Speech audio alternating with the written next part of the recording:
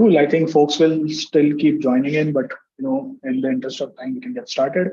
So, first of all, thanks everyone for joining in. This is the I think I'm losing count. I think this is the fifth workshop for this week, where we have Ørjan with us, who's from the Graph team, and really excited to have him here to tell us all about the Graph and building decentralized serverless applications as part of your dApp development journey at Eat for All. And just a reminder, folks, if you have any questions, feel free to put them in the Q&A box. We'll be taking them up at the end or on the go. We'll just take a look at that. And yep, I think we can get started. So over to you, Ørjan. Thank you very much. Yeah, excited to be here. In this workshop, we will take a look at how the Graph provides critical infrastructure to Web3, and you will learn how you can create your own open API that is tailored to the data requirements of your application. And I see we already got a question in chat, what a serverless application means. And that is exactly that with the Graph, you can use the decentralized network that the Graph provides to store and retrieve data from any Web3 network without having to have your own server that is a single point of failure. But we'll get back into that. So my name is Ørjan Auestad, and I'll tell you more about why I'm excited about the Graph, and hopefully by the end of this presentation, you are just as excited as I am. So let's jump into it. You can find me on Twitter, Web3SlimChance. I'm also in Discord, SlimChance1699.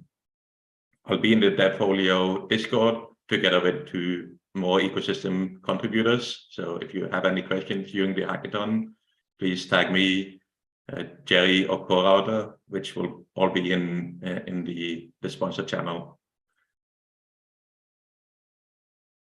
So the first question I often get is like, why do we need to index data in the from a blockchain? Because the blockchain is public, right? But most blockchains are optimized for writing data and not for reading it. So imagine the blockchain as being a huge public library, and every day the library gets a truckload of new books. These aren't sorted in any way, they're just added to the end of the shelves. And you are limited to browsing the library and look up individual titles. Now imagine you want to find the top 100 books sorted by word count. If you were to go into this library, you would need to take out every single book from the shelf, look at the word count or count the words in that book, note it down on a piece of paper, and do this for every single book, and then sort your list. And that is incredibly time-consuming to do in real time. So to take a more practical example, this is an analytics dashboard specifically for Uniswap. Most of you are probably familiar with it. It's a decentralized exchange where anyone can trade tokens in a trustless manner. And everything that you find on the Uniswap analytics page are provided by the Graph. We have valuable charts, historic data, and every time a token is traded, the price of that token will change. That is how the bonding curves that are underlying the markets work. And this can happen multiple times, even in a single block. And the Ethereum blockchain is now millions of blocks. So if you were to do any of these analytics aggregations in real time, it would be incredibly resource heavy, which can be read as expensive. And the load time of a single analytics page like this would be minutes to hours.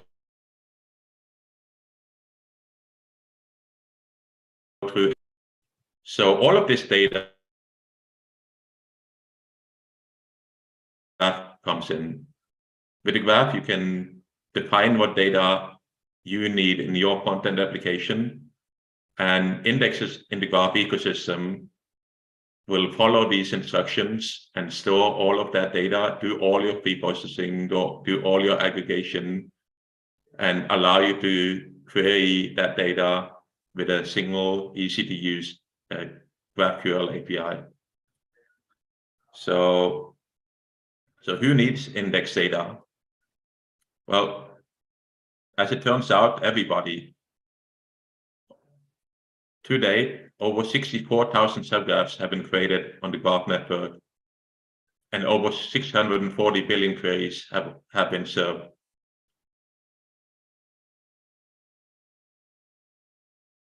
So the graph allows you to build customized APIs that are tailored to your data requirements. This includes rich, sorted, filtered, and aggregated data. And it allows for fully decentralized serverless application.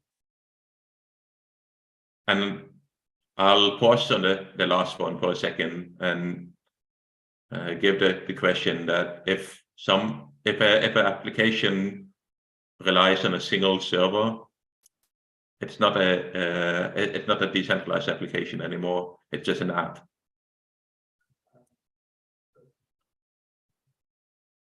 So today, the decentralized network supports Ethereum mainnet and Gnosis chain. And the Graph's hosted service, which is a interim solution hosted by Edgenode, one of the core developers at Graph, is supporting 38 networks, including Near, Polygon, BNB, Aurora, Arbitrum, and 23 more. Well, these that you see here, and 23 more. But we believe that every dApp, regardless of what chain it is built on, deserves decentralized and open APIs, and that this is crucial for building a robust, secure, and a reliable Web3. So we are currently expanding multi-chain support in a historic step forward for the Web3 ecosystem. So we started with Ethereum, Gnosis chain. Indexes on the Graph network is currently incentivized to start supporting Polygon, Arbitrum, Avalanche, and Celo, and there are more networks to come.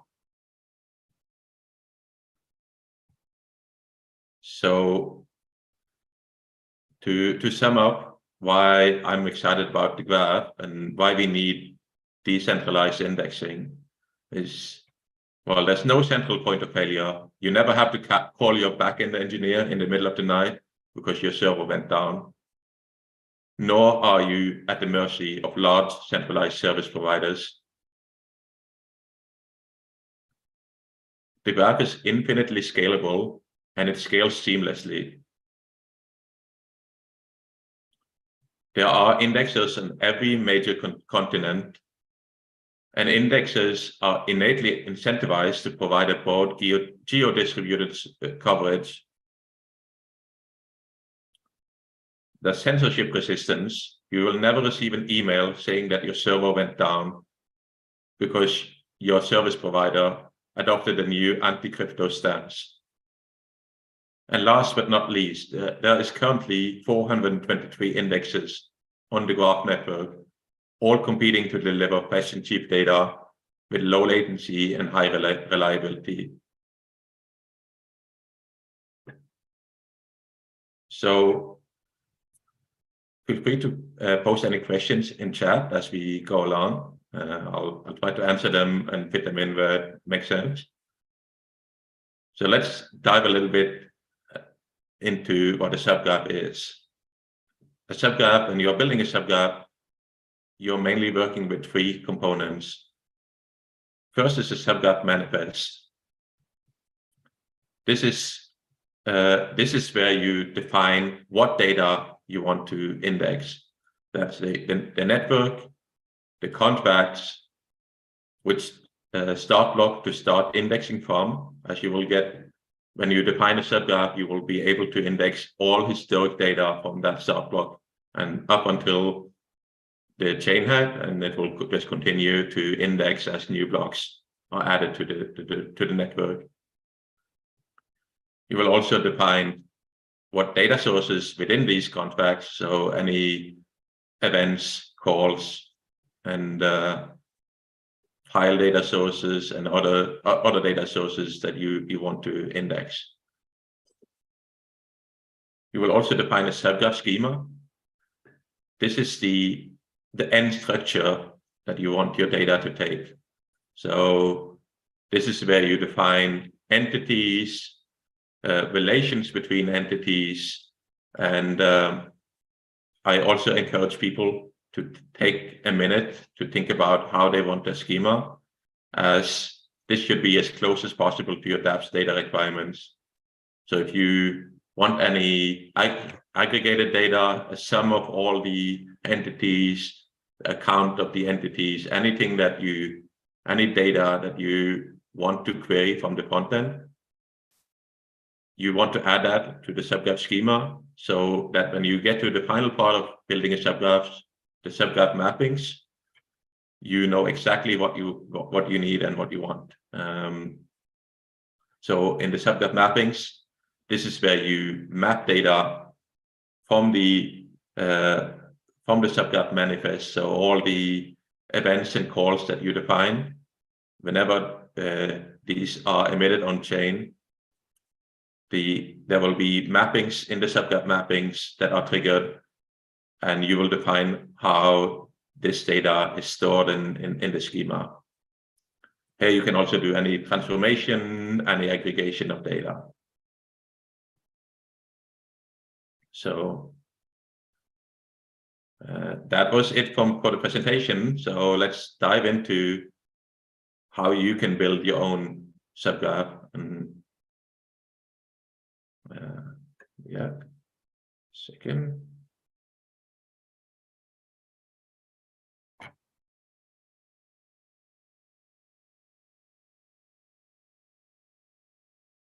So can everybody see my Mozilla browser?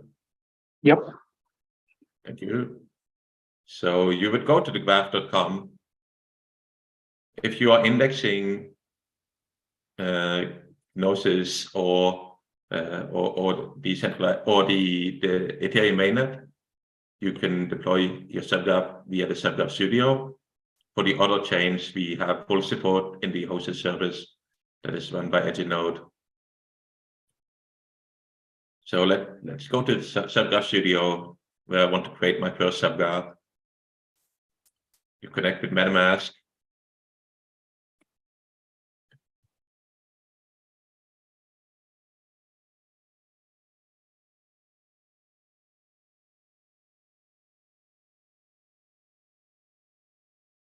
I would create a subgraph.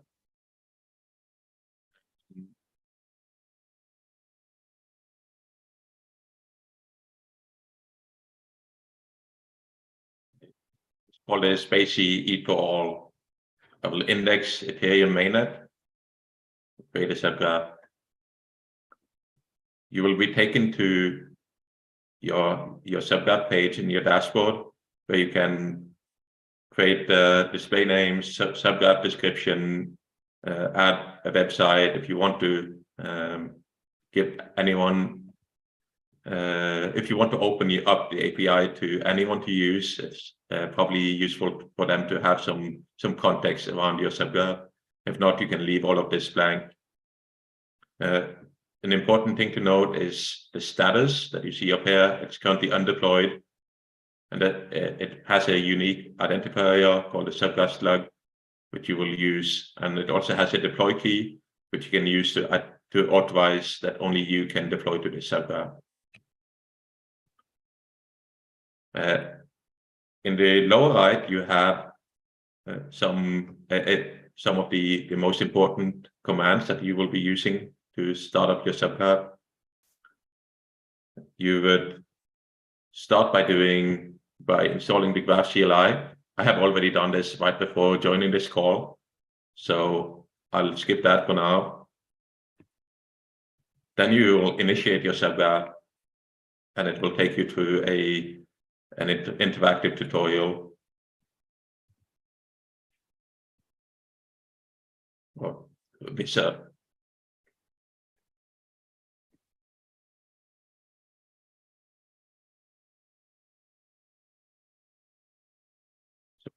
protocol. It's an EVM-based chain, so you would choose Ethereum. I'll leave the subgraph slug. We are created in the default base for all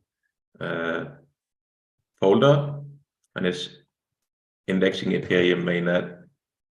Now in this presentation, I will be indexing the base contract for the Bored Ape Yacht Club NFTs that I'm sure a lot of you have already heard of. So let me pull that up. So let's see. Has this contract address fetching the API from Etherscan.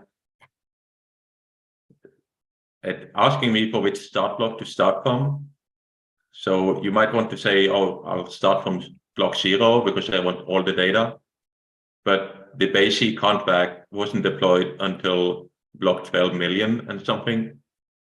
So it doesn't make sense for the indexers to look through the first 12 million blocks because there will be no data to index for those. So we set a start block that is usually the deployment block of your contract. I'll just call this base. And now it asks us if we want to index contract events as entities. This allows us to create a scaffold from which you can continue to build your subgraph. And the scaffold is so powerful that we can actually deploy the subgraph right away.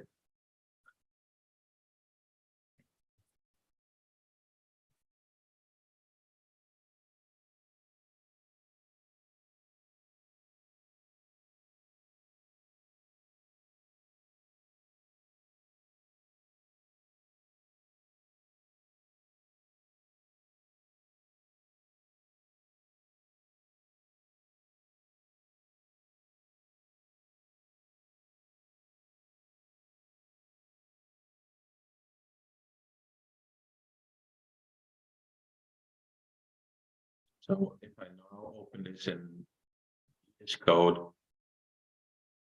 we can find the same files that I spoke about earlier. So the YAML file is where we define what we want to index. In this case, it's the basic contract. With this contract address, we want to start indexing it from this block.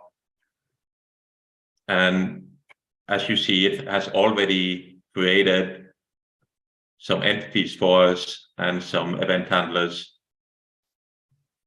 that will index all the events that happen on this contract. In the schema, you can see the finalized or the structure of our data. You have one entity for each of the events. And there's 4 events on this contract. So that's approval for all, ownership transferred and transfer. And you also have the mapping code between all of these. All of this is auto-generated from that single line of code. And this is mapping all the events one-to-one to entities in our schema. So we can actually go ahead and deploy this already. So if we go back to our dashboard here, we see that we can authenticate with this command. This will authenticate that only from this computer I can deploy to this subgraph. Make sure you use the copy button because for security, the middle part of the authentication key is blanked out. So you need to make use the copy button to get the full authentication key. Then you want to build a subgraph.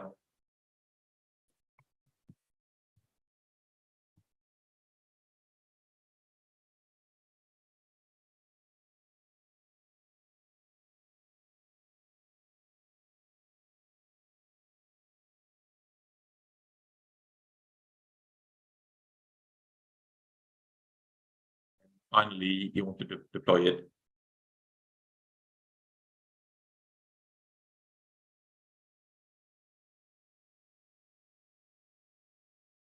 you give it a version label so that you can deploy newer versions later to the same studio instance. Let's go back to the subgraph.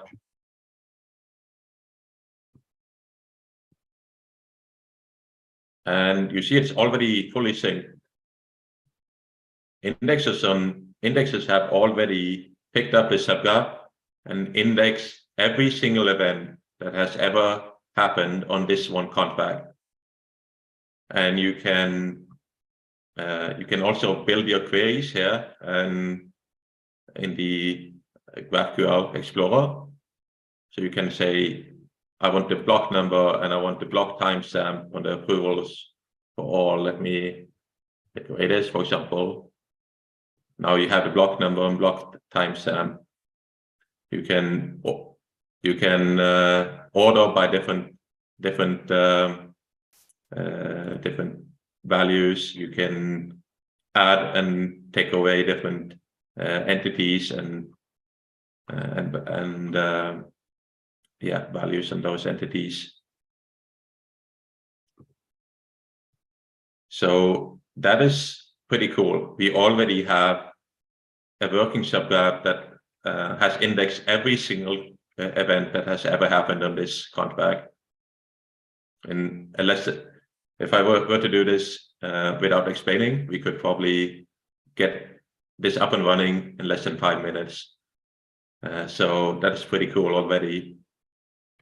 So what if you want to make any changes to the subgraph? Say I want to also, while I'm indexing the approval entities, say that I also want to index, well, now the block number is already here, but if you wanted to index something else here as well, like a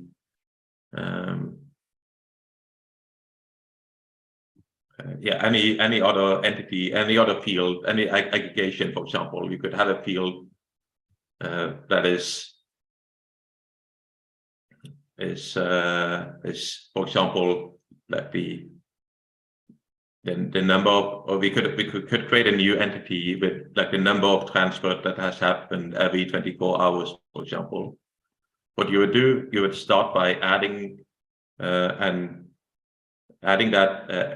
structure to your schema as an entity, maybe an entity called type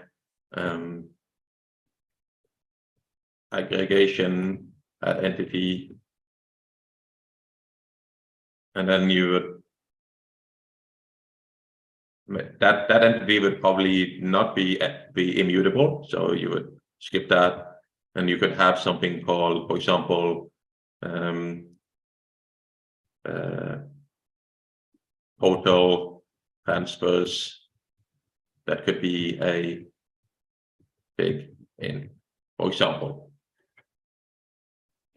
and you could go back to your source file. You could then create a handler, create a helper function, so that every time, for example, a transfer happens, you go in and you update that entity in the schema. So in this case, it would be, you would go into the handle transfer, or in the, I think that's the only one.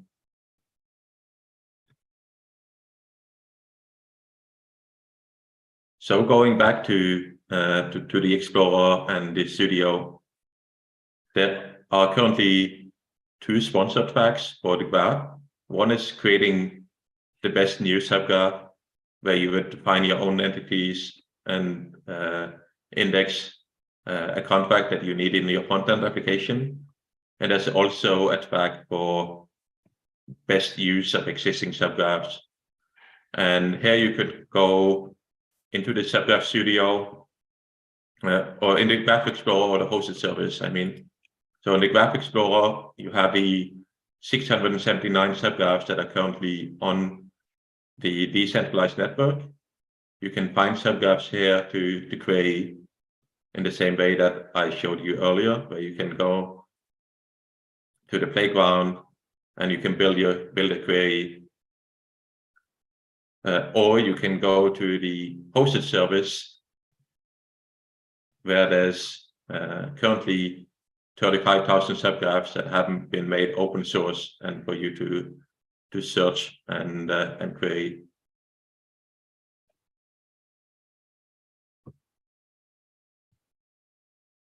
So, are there any questions? Yep, I can see a couple of them in the Q&A box. If you want, I can read it out for you. So the first question I can see is, can we use GraphQL to get off-chain data directly to smart contracts? So that is a very interesting question, because we are working with a developer team called Soulbound Studios that just now have launched the subgraph bridge, which will allow you to bridge subgraph data back on chain, and it's currently being in beta, but that is definitely possible. And let me see if I can pull that up.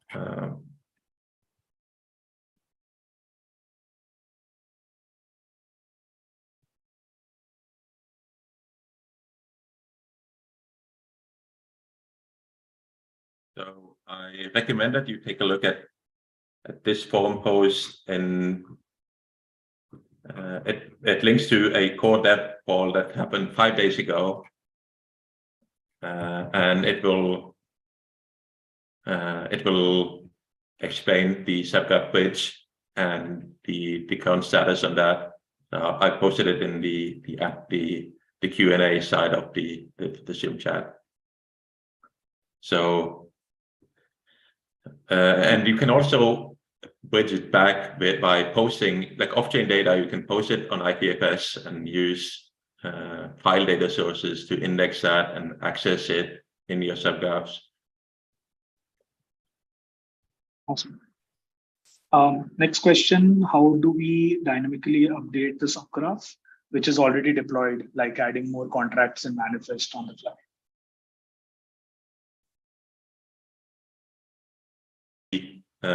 Thousands of examples in the Graph Explorer and in the hosted service. So some of the use cases that I like, well, I do like being able to create a fully serverless application, as that just not having to deal with having a backend at all when you're building an application is very cool, and allow for some agile developing. And you see like most of the data that you want to have, like sorted, filtered, aggregated, you want to have indexed beforehand, so you don't have to do that in the front end by sending thousands or even millions of JSON RPC calls to an Ethereum node. Awesome. Next question. I think we have a lot of questions, but I'm going to take the ones that I'm going to take the important ones up first in the interest of time. Does it give random values as response, or we can give it a specific JSON file to provide the data? I'm not sure I understand the question, but the data that is indexed is from a blockchain. So in this case, when we created a BASE subgraph, it is indexing all the events that has happened on the Ethereum blockchain, and it's always deterministic. So it will always be the same data, because this is what is on the Ethereum blockchain. And if in the case of reorgs, the subgraphs are handling that gracefully as well. and any reorgs are automatically rolled back and then rolled forward, and indexing, and so that subgraph will always index the correct data. And I also get a question: can I index data from contracts that are not owned by me? And yes, any data that is on any of these supported networks, you can index. So there's one caveat is that if you don't have the API, you might need to try using like a generic API or something like that. So if it's a contract that is public and verified on Etherscan, you will already have access to the API. So the subgraph will or the CLI tool will automatically pull the API from Etherscan. But if it's not verified, you will have to provide the API yourself. And you can also provide like a blanket API and guess on the functions if it's a contract that you have never, but that is closed source and that is not verified. But yeah, you can, anything that is on chain and that you have a valid API for. Sorry if I said API, but API for, then you can index that. Sounds good. So what are the testnet it supports? It supports, let me show you the list of networks. If you go to docs and scroll down, these are the mainnet networks, and we are also supporting the testnet for, I believe, most, if not all of these. So is there any particular network that you are wondering about? We do support, I know, like Polygon testnet, BNB, Ethereum. We support Curly, and yeah, a lot of these other networks also we support their testnets. So, and I have a question: can we use custom API call with subgraph? So there's a tool called the Graph Client.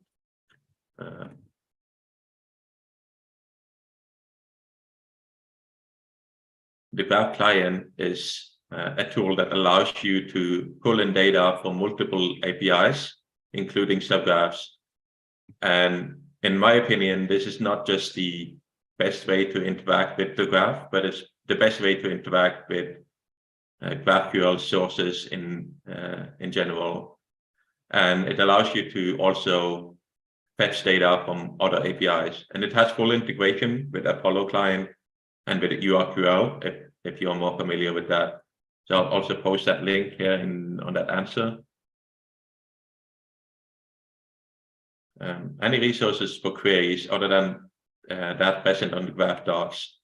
So I think the best way to build a query, if you're not familiar with GraphQL, is use the GraphQL Explorer that we have here. So you can click on this folder icon, and you can build queries by using a simple checkbox style interface. So that allows you to navigate and see all the different queries that you can make. And I think that is more useful than reading through GraphQL documentation. But otherwise, you can also look at official GraphQL documentation and, of course, our official docs.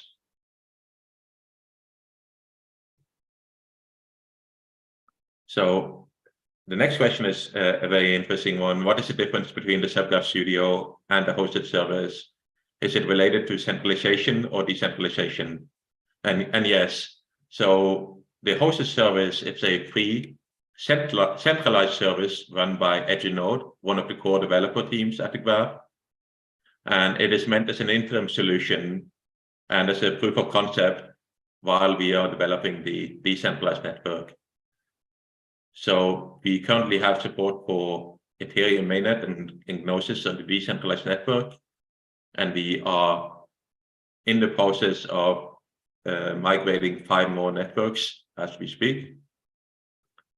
And both services are fully supported.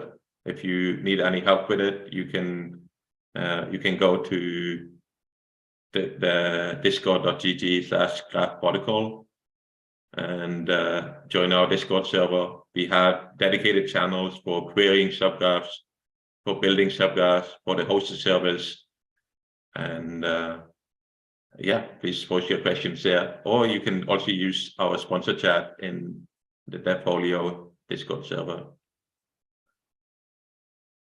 And I should also mention that the hosted service is completely free. So I encourage you to play around with it.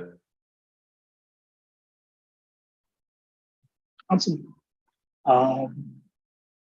I can see a lot of questions, but folks, like, I think maybe we can take another question. And, as mentioned, the sponsors are available on the Discord channel. So in case while building, if you run into anything, feel free to tag them and they'll be here to help you out. Maybe we can do one more question, like anyone we can just pick from here.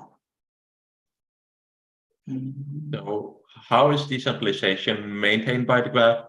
So I can take that, and that is, again, the hosted service is centralized. The decentralized network is currently a network of 423 indexes that are all running their own blockchain node, that they're getting the data directly from the blockchain, and they're running their own indexing solution. And they are competing to serve queries on the subgraphs that they are serving. And that means there is, that means there's like no single point of failure. There's always redundancy. So if one indexer were to have any issues with their setup, other indexers would be competing to take their place, and it's all seamless. So as a subgraph developer or as a developer, you don't need to worry about like which indexers are serving your subgraph.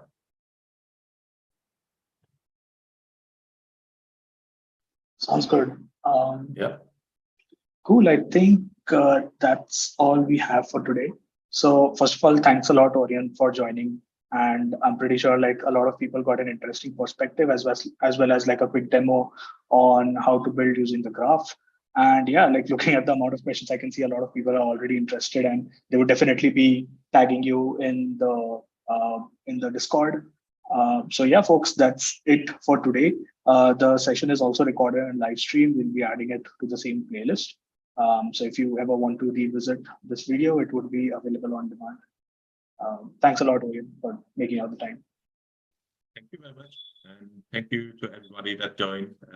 Happy hacking. All right. Thanks, everyone. Folks, so next up, like starting in another 5 minutes, we have the Chainlink workshop. So make sure you join that as well. And yep, we'll see you in the next one. Right.